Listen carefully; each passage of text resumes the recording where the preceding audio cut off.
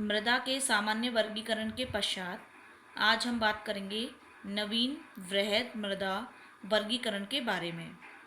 यह वर्गीकरण 1975 में संयुक्त राज्य अमेरिका के मृदा सर्वेक्षण विभाग द्वारा प्रस्तुत किया गया था, जिसे हम संक्षेप में CSCS वर्गीकरण भी कहते हैं, कॉम्प्रिहेंसिव सॉइल क्लासिफिकेशन सिस्टम। इस वर्गीकरण के अंतर्गत जो हमारे विश्व की मृदाएं हैं उनको 11 श्रेणियों में बांटा गया है। और जब इन्हें 11 श्रेणियों में बांटा गया तो उनको बांटने का आधार भी जो था वो अलग अलग था। अलग अलग आधार पर इनका वर्गीकरण किया गया है। तो प्रमुख रूप से इसके 4 आधार थे। नंबर 1, मृदा का संगठन। नंबर 2, लाक्षणिक संस्तरों की उपस्थिति या अनुपस्थिति। नंबर 3, मृदा परिच्छेदिका के संस्तरों का समान अंशों में विकास। और नंबर 4, अपक्षय और निक्षालन प्रक्रिया। यानी इन 4 आधारों पर जो है वो विश्व की मृदाओं को प्रमुख रूप से 11 भागों में बांटा गया। प्रारंभ में जो है वो 10 ही भागों में बांटा गया। इन 10 भागों के अंतर्गत जो मृदाएं हैं वो भी 2 तरह की थी, विकसित, पूरी तरह विकसित जो थी, और एक थी अविकसित मृदाएं। तो सबसे पहले हम बात करते हैं अविकसित मृदाओं के बारे में। यानी इन मृदाओं के जो संस्तर होते हैं वो अविकसित होते हैं। सबसे पहले आती है इसमें एंटीसोल। एंटीसोल जो मृदा है वो एजोनल या अपार्श्विक मिट्टियों के समान होती हैं। जो हमने इससे पहले सामान्य वर्गीकरण में अजोनल सॉइल्स पढ़ी थी, उसके अंतर्गत जो है वो इन मृदाओं को रखा जाता है। ये मृदा जो है इनका संस्तर सही रूप से दृष्टिगत नहीं होता है। इन मृदाओं की 5 उपश्रेणियां होती हैं। और इन मृदाओं के अगर हम वितरण की बात करें तो ये मुख्य रूप से दक्षिण अमेरिका में ब्राज़ील का पठार, वेनेजुएला, उत्तरी अफ्रीका, उत्तरी ऑस्ट्रेलिया, मध्य एशिया आदि क्षेत्रों में मिलती हैं। दूसरी जो मृदा है अविकसित मृदाओं के अंतर्गत वो है इनसेप्टिसोल मृदा। यह जो इनसेप्टिसोल मृदा है यह टुंड्रा, अल्पाइन क्षेत्र तथा बाढ़ क्षेत्र की मिट्टियों के समान होती है। यह मृदा नवीन होती है, इसका रंग लाल होता है और इसमें जो मिट्टी के कण होते हैं वो बारीक होते हैं। यह भी अविकसित मृदा की श्रेणी के अंतर्गत ही है। इसका विस्तार आर्कटिक से लेकर उष्णकटिबंधीय क्षेत्रों में मिलता है, जिसमें मुख्य रूप से उत्तरी अमेरिका, कनाडा, अलास्का, साइबेरिया, उत्तरी रूस तथा उत्तरी पूर्वी भारत को इसमें हम सम्मिलित करते हैं। इसकी 6 जो है वो उपश्रेणियां हैं। तीसरा जो मृदा प्रकार है या मृदा श्रेणी है वो है हिस्टोसोल। हिस्टोसोल जो है वह अम्लीय व कुप्रवाहित मृदा है जो कि दलदली या बोग मिट्टी के समान मानी जाती है। यह जैविक परतों से संपन्न मिट्टी है, यानी इसमें जैविक तत्व अधिक मात्रा में मिलते हैं। लगभग इस मृदा की जो ऊपरी परत है उसमें 80% जैविक पदार्थ हैं। इस मिट्टी में हम जो है वो दलदली, पीट या बंजर भूमि जो है उसको सम्मिलित करते हैं। इसमें अम्ल की मात्रा अधिक होती है। अगर इसके वितरण की बात करें तो यह मृदा मध्य जो अक्षांश हैं उनमें कनाडा, USA में मिलती है। कृषि की दृष्टि से इस मृदा का महत्व है और इस मृदा की 4 उपश्रेणियां हैं। इसके बाद हम बात करते हैं पूर्ण विकसित संस्तरों वाली क्षेत्रीय मृदाओं के बारे में। यानी ये मृदाएं जो होती हैं वो पूरी तरीके से विकसित होती हैं। इनमें सबसे पहली जो मृदा आती है वो है ऑक्सीसोल। ऑक्सीसोल जो मृदा है वह Fe व AI ऑक्साइडों की प्रचुरता से बनी हुई है, यानी इसमें लोहा और एल्यूमिनियम की मात्रा मिलती है। ये मृदाएं मुख्य रूप से अपक्षयित पुरानी मृदा हैं, यानी निक्षालन प्रक्रिया के द्वारा ये निर्मित हैं, जो कि उष्णकटिबंधीय क्षेत्रों में मिलती हैं। ये मृदा सबसे ज़्यादा भूमध्य रेखीय, उष्णकटिबंधीय और उपोष्णकटिबंधीय भागों में विकसित हुई हैं। इनका रंग लाल, पीला या पीला भूरा होता है और इनकी 5 उपश्रेणियां हैं। नेक्स्ट जो मृदा आती है, मृदा श्रेणी है, वह है अल्टीसोल। अल्टीसोल जो है वो उष्ण व उपोष्ण प्रदेश की मिट्टियां हैं जो कि उपजाऊ हैं। इनका रंग भी लाल, पीला या भूरा होता है। मुख्य रूप से ये उष्णकटिबंधीय और मानसूनी जलवायु वाले क्षेत्रों में मिलती हैं।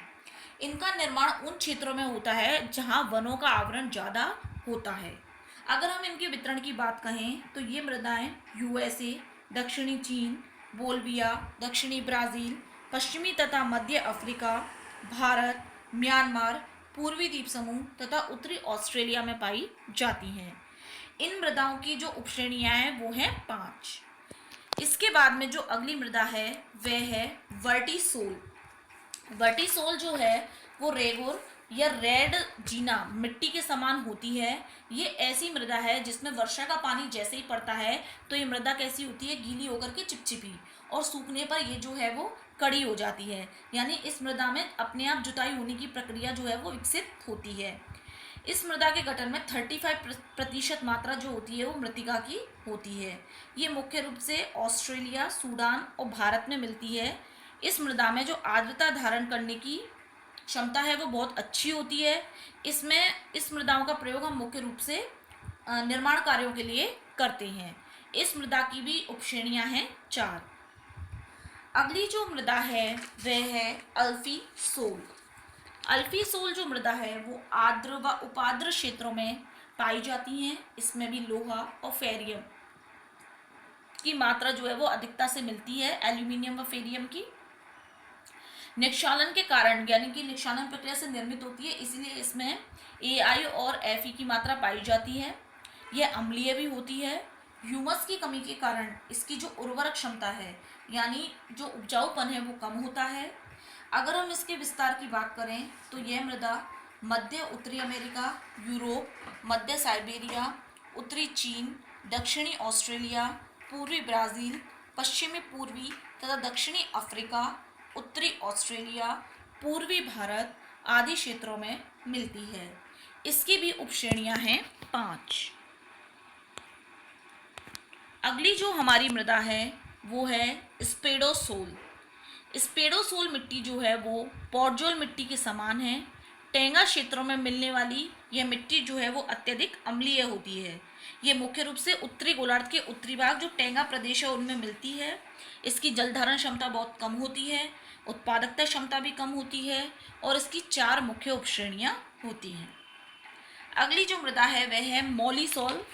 यह विश्व की सबसे ज़्यादा उपजाऊ मिट्टी है और जो चंडोजम मिट्टी के समान होती है। मुख्य रूप से सूक्ष्म तापीय से उष्णकटिबंधीय क्षेत्रों में इस मिट्टी का विस्तार होता है। इसकी जो ऊपरी स्तर है इस मृदा का उसमें ह्यूमस तत्व पाए जाते हैं। इसका रंग काला और गहराई जो होती है इस मिट्टी की वो पर्याप्त होती है। इसके जो मुख्य क्षेत्र हैं वे हैं यूरेशिया में स्टेपीज, USA, कनाडा में प्रेयरीज, दक्षिणी अमेरिका में पंपाज, यानी जितने जो शीतोष्ण कटिबंधीय घास के क्षेत्र हैं उनमें ये मृदा मुख्य रूप से मिलती है और इसकी 7 प्रमुख उपश्रेणियां हैं। अगली जो मृदा है वह है एरिडोसोल।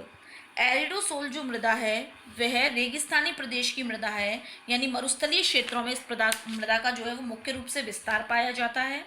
यह मृदा विश्व में 19.2% भागों पर विस्तृत है और विश्व में सबसे ज़्यादा क्षेत्र में जो है वो अन्य मृदाओं की तुलना में यह मृदा विस्तृत पाई जाती है।